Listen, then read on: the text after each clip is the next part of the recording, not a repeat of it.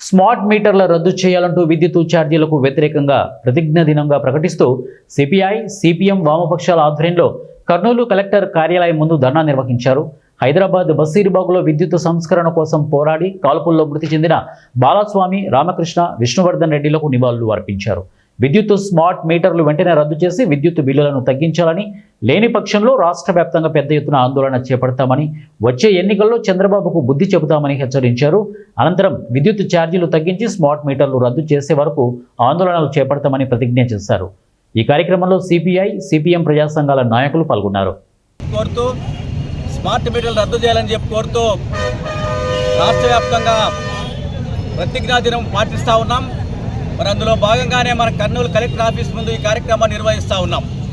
2000 సంవత్సరంలో ఉమ్మడి ఆంధ్రప్రదేశ్ రాష్ట్రంలో అప్పటి ముఖ్యమంత్రి చంద్రబాబు నాయుడు గారు విద్యుత్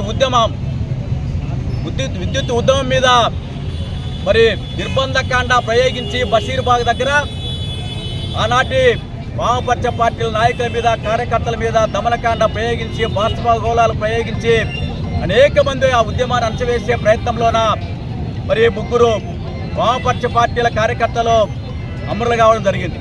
రామకృష్ణ, బాలస్వామి, విష్ణువర్ధన్ రెడ్డి గారు ఆ రోజు ఆ విద్యుత్ పోరాటంలో అమరులయ్యారు.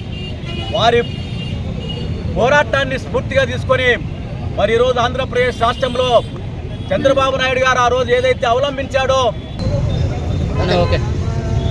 ఈరోజు రాష్ట్ర వ్యాప్తంగా విద్యుత్ అమరవీరుల సాక్షిగా రాబోయే కాలంలో విద్యుత్ సంస్కరణలకు వ్యతిరేకంగా పోరాటం చేస్తామని ప్రతిజ్ఞా దినాన్ని పాటించడానికి ఈరోజు వామపక్ష పార్టీలు కర్నూలు జిల్లా కలెక్టర్ కార్యాలయం ముందు రావడం జరిగింది.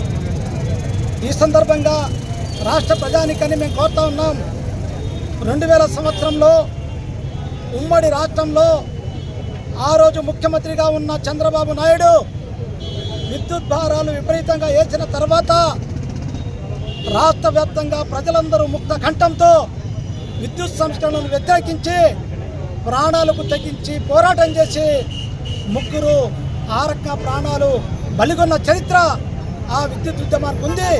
ప్రపంచంలో సంస్కరణలకు వ్యతిరేకంగా జరిగిన ఏకైక పోరాటం ఆ రోజునటి విద్యుత్ పోరాటం అనే విషయాన్ని ప్రజలు గమనించాలని చెప్పి నేను కోరుతా ఉన్నా. ఆ తర్వాత దాదాపు విద్యుత్ ఛార్జీలు పెంచడానికి ఏ ప్రభుత్వం ముందుకు రాలేదు. చంద్రబాబు నాయుడు 15 సంవత్సరాలు విద్యుత్ సంస్కరణ వలన ఇంట్లోనే కూర్చోబెట్టిన చరిత్ర కూడా ఆంధ్ర రాష్ట్ర ప్రజలకు ఉంది అనే విషయాన్ని చంద్రబాబు నాయుడు గుర్తించాలని కోరుతా ఉన్నా. మరి ఇదే చంద్రబాబు నాయుడు ఆ రాష్ట్రం విడిపోయిన తర్వాత